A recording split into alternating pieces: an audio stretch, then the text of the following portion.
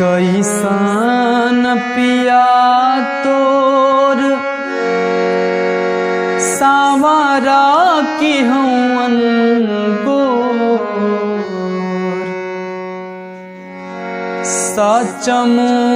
सचमुच रूपवा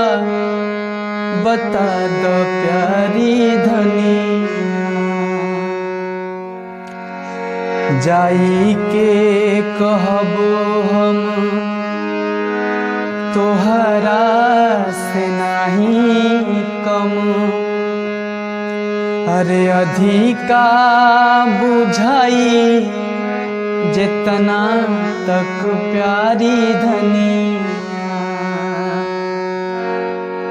तब प्यारी सुंदरी अपना पति के बखान कैसे करत दिया और घूठी पा के धोती कोरा हो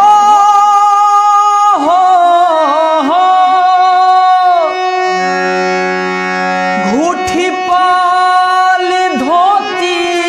कोरा भाई नकिया सुगा के ठोर और सिरवा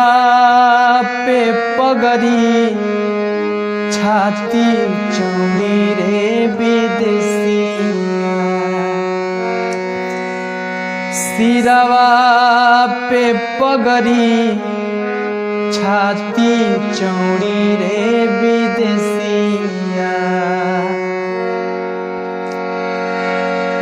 अरे की गवना करा के सैया घरे बैठवला अरे अपने गईले परदेस रे विदेशिया अरे अपने